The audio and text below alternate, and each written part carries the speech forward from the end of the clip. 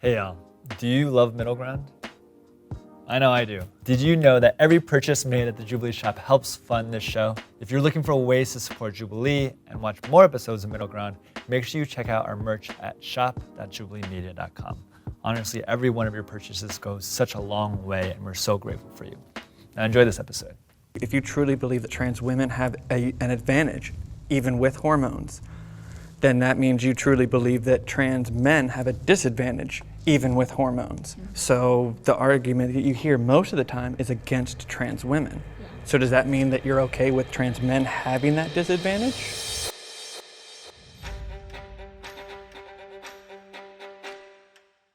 Hi, my name is Howard. I've been a swimmer for 13 years and currently I'm on the UCLA triathlon team. My name's Jing and I've been swimming for 11 years. Hi, I'm Lexi. I've been playing indoor volleyball for 7 years. I've been playing beach volleyball for 3 years. My name is Afton. I play women's flat track roller derby and I've been playing since the end of 2018. My name is Mac Beggs. I'm a wrestler. I've been in combat sports for 8 years. My name is Sydney. I played tennis growing up for 13 years and now I am a fitness coach. Trans athletes have an unfair advantage. Step forward if you agree.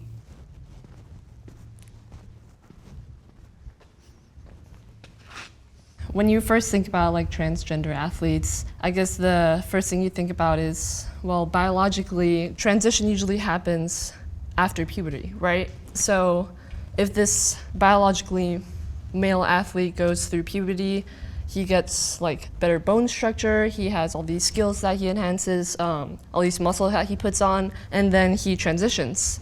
Yes, your testosterone levels go down, but you're always just gonna have that like things that you've gone through like during puberty that you have after you've transitioned. So I feel like there's always gonna be that advantage. I think it's dependent on the gender that they are transitioning to. For example, trans women do have somewhat of an advantage. Biological men are naturally born with higher bone density and larger lung capacity and a larger heart, and that's not something that can necessarily be changed with hormones. Of course, this isn't the same for trans men athletes. For me, it's just on average, guys are typically a little bit stronger, a little bit larger, a little bit taller. So depending on the sport especially, it can give them a large advantage when you're looking at something like that. When it's something like swimming, having that ability to be a little bit larger lung capacity will overall affect that. Can I have the disagreeer step forward?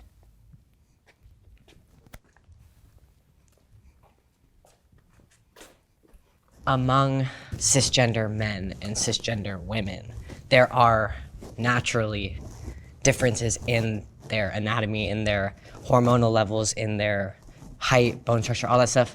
Like any cisgender woman compared to another might have a different body type. Yeah. Some women are naturally very strong. If you take the advantage, which I think in most cases is the hormones, and if you compare the blood work and you're just looking at that, if they're on the same level, in my opinion, there just isn't an advantage because when you grow up playing sports, some people are good at sports, some people aren't. The problem I see with this argument is that there's a large group of people that no matter what I do in a sport will always automatically assume that I have an advantage. But they're not taking into account hours that I put into practice, hours that I put into weightlifting to become a better athlete. Roller derby is probably 90+% cis women. I get my ass handed to me. Like, yes, I am tall and I can see that can be an advantage in some sports, but it doesn't necessarily guarantee that I have an advantage. Oh yeah. What we usually hear in the like news and like politics and stuff is about trans women just because they're in so much prominence because they are winning. Like, I can't remember what her name is right now, but she was a power lifter. She is a power lifter. I think she went to Tokyo Olympics and she's transgender. And they're winning by like a large amount like of weight. If you truly believe that trans women have an advantage, even with hormones, then that means you truly believe that trans men have a disadvantage, even with hormones. So the argument that you hear most of the time is against trans women. So does that mean that you're okay with trans men having that disadvantage? When I was like going through high school, I wrestled against females. I had to suppress both my hormones in my body, and I was still able to beat the men too, with my like levels low. Like, and I cut 15 pounds a week. Like that was crazy. Yeah, that's But like that's what I'm saying. Like the body is like a shell, and what we do every single day in the practices and the like life lessons that we get, like living 40 years on this earth, you know, we just try to live life the best we can. Yeah. Trans athletes should have a separate category in certain sports.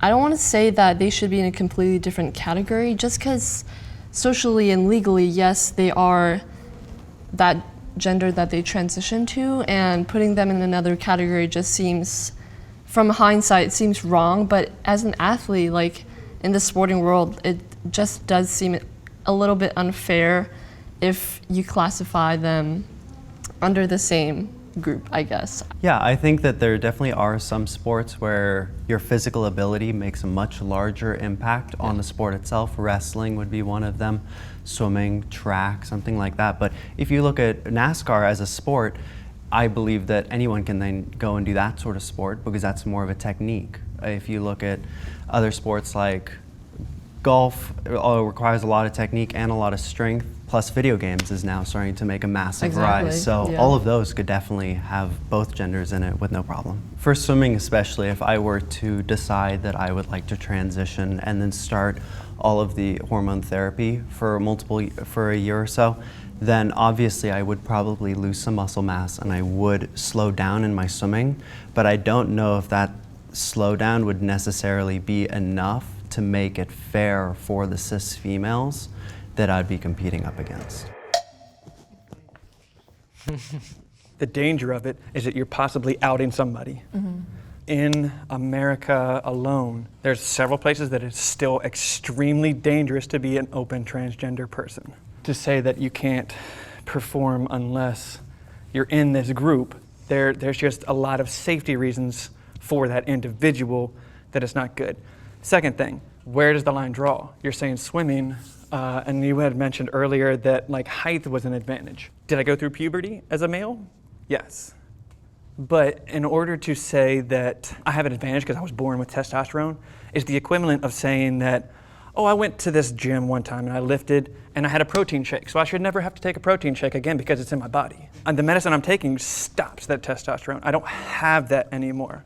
Like my entire body, my entire mind, my entire way of thinking is different because of the medicine I'm on. Are we gonna start making categories for cis athletes? Okay, you're in a category if you're 5'9" and above, 5'7" to 5'9", you know, 5'5" to 5'7", weights, like all those things. It's like, exactly where is the line drawn? I mean, they because, do have weight categories. well, yeah, for like, certain sports, of course. But Yeah. I mean, I think just generally, every person is different. And like you're saying, like the cis women that were getting cut because they're naturally, you know, more athletic to some standard that's set. It's like, Or even the varying levels of testosterone. Exactly. You're in this box, so now you're in this league. yeah.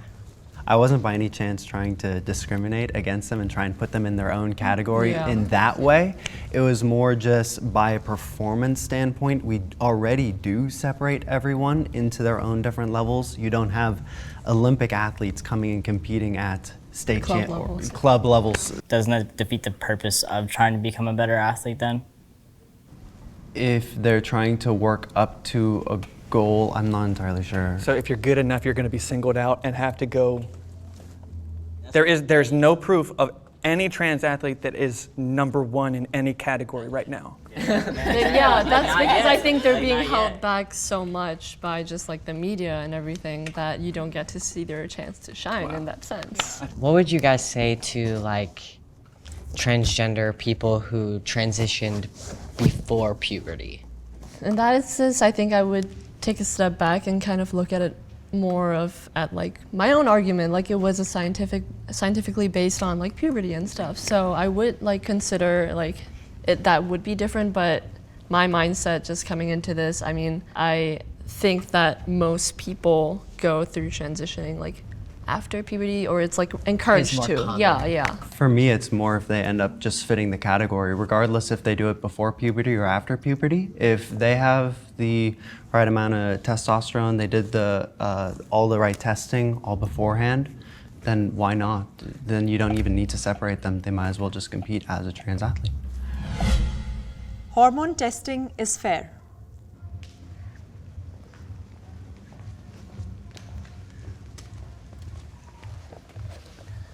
Like the Olympics tests, college level tests. I know like in Texas at my high school level, the UIL organization, they tested. And you know, it's to keep everybody safe. And I think it's okay to test for hormone levels. And if that's the ultimate like, you know, conversation here is that we're looking in people for hormone levels as a competition, then why separate men and women? Why are we talking about men and women? We just strictly talk about hormone levels then. Yeah. So there is varying levels of testosterone blockers that you can be on. I chose to be on one of the higher ones, but I can guarantee you that someone like me is going to get less of a chance to be cut than a cis female because my hormones will stay the same, whereas a cis is going to be all over the place depending on all sorts of variables. Yeah.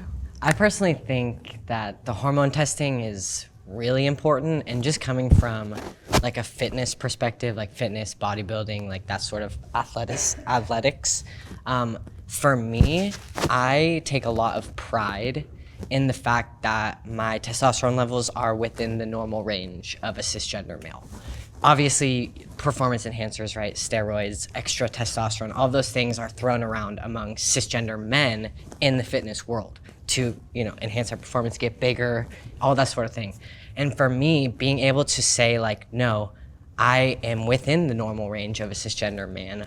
The muscle I'm putting on, I'm naturally putting on. I don't have an advantage over anybody else that's in that normal range. So I think for me, like, it's just really important because I'm like proud of that. And I think if you just assume that a trans person has an advantage because they're taking testosterone, it's kind of like, well, what about cis men that take testosterone to get bigger and that sort of thing? So.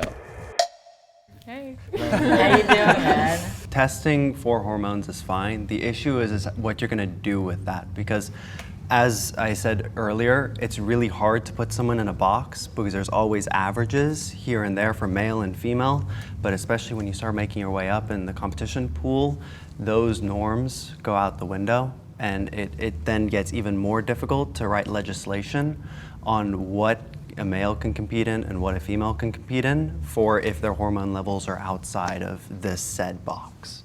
I'm fine as a trans athlete being tested. If I need to prove to the world that like I'm the better athlete at the end of the day, go ahead and take my medical information. I don't care.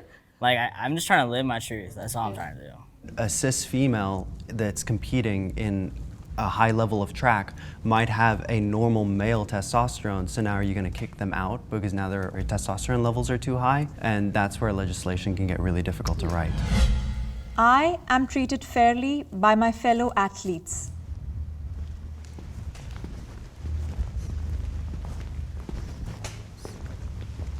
I joined roller derby only like 4 months after I decided to transition and get onto hormones. Everyone from the beginning was very accepting. Roller derby is almost too accepting from my experience because I forgot how bad the real world can be sometimes. Not everyone is going to be, but my personal experience has been very positive. Growing up, in my club, I trained with my brother, and we were like kind of in the distance group. So it was mostly guys there, and they never really saw me as like she's a girl, you know. They just saw me as like another competitor, and it was always just fun, like racing, and like it just made me grow up love being in the sporting world and being competitive with everyone. So yeah. I definitely get a lot of hate like online, but I've never personally gotten any like issues. Like everyone that's in the gym is just trying to get better for the most part. Obviously that kind of communal idea is really like helpful as far as me not getting so much hate.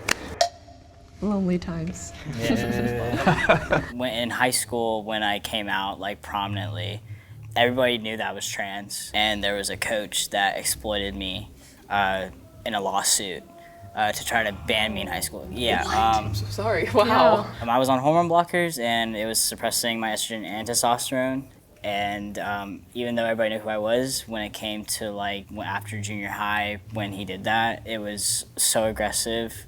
Parents would scream from the stands that they wanted to hurt me. As being a trans man and just in my life in general, my family doesn't come from much, and we work very hard. And I'm like the first generation to try to become something. So, I mean, the haters. I will. For you, man. Yeah. Sports should be gender neutral. Your body's a vessel.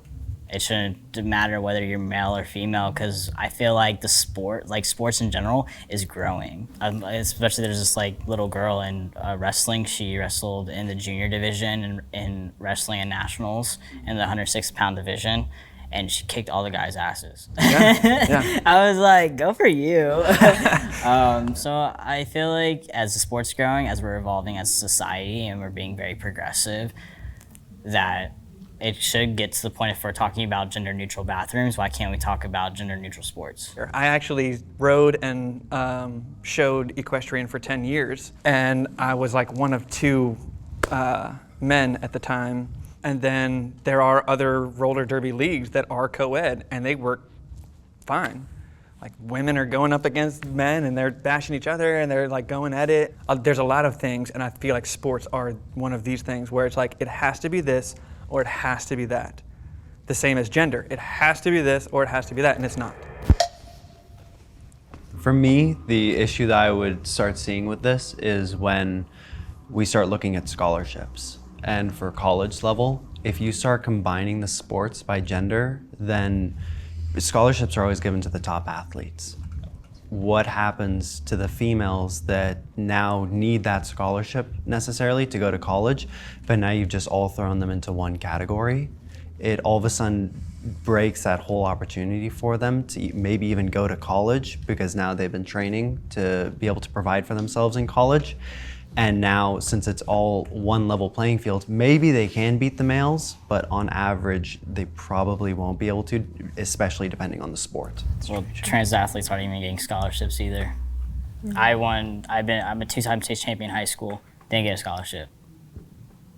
I just now been able to get my scholarship 3 years into being on a male team. Yeah, but we're talking like hypothetically, in the perfect world, if sports was gender neutral. Yeah, and that's what I'm saying, like it's all hypothetical. Yeah. Everything's hypothetical in a sense because we don't have enough analytical data.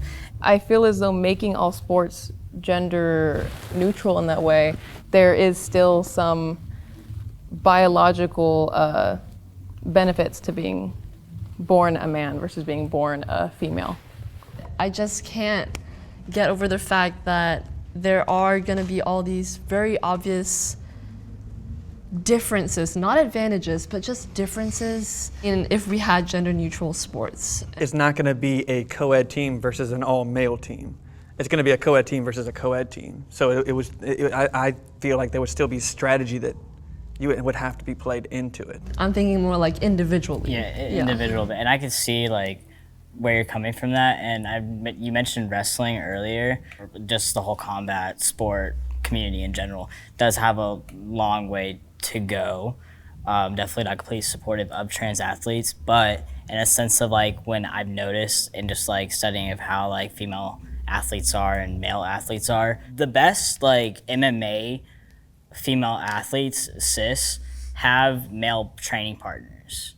And most of the time, like, they're kicking their ass unless, like, they're training or unless they have somebody that's better than them to push them. And then that's just making them a better athlete. In my opinion, like, kids are extremely accepting. I have 2 gorgeous kids. And it's so cool to have them play on a playground and explain to their new friends who I am and, like, watch them do that. And their kids, like, their friends will be like, oh, okay. You know, but you talk to an adult and they're like, you know, because you have this instilled, like what you were saying, this instilled education from the time you were born that has basically said that, no, this is wrong. You have to have this group, you have to have this group, you have to have this group. Like, I do talk about it a lot with people, but I have to understand that it's not my responsibility to educate everyone. Like, I have to be able to cross that line where it's like, mentally, I can't do it anymore. Like, I need to step back for a little bit. But like you said, like, ask questions. Like, if you're genuine, as long as I know it's not malicious, Yeah.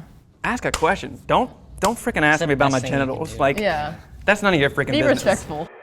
I just want to know, like, have you guys ever had, like, you were talking about your scholarship. Do you guys feel like you have less opportunity in the sense of, like, competitions and, like, scholarships just because you guys are trans? When COVID started, roller derby, since then, has not gotten back together. So I lost my sport, which was something that was, like, really kept my brain in focus and, like, centered me. So I got into powerlifting. I lift because I enjoy it, but I don't even try and compete just because people are gonna, like, the backlash. I don't want the backlash from it. Yeah, I'm sorry. Yeah, it's gotten for me to that point a little bit. A couple of years ago, it was like all too much, and it took my coach was fortunate and supported me through like my academic journey, and he was like, if you feel like you can't do this anymore, like as long as you got good grades, like, and you know, when we're being asked like in high school, like when we're like going to be competing on a high level, you know, the first thing that comes out of a recruiter or a recruiter's mouth is what are your grades, not how good you are. I mean, I think I just learned a lot. Like, I loved hearing all of y'all stories, and I feel sad that you guys like feel oppressed sometimes and don't even try. You know? I hope this educates people. Yeah. When people can find middle ground, like, yes! Mic drop right there.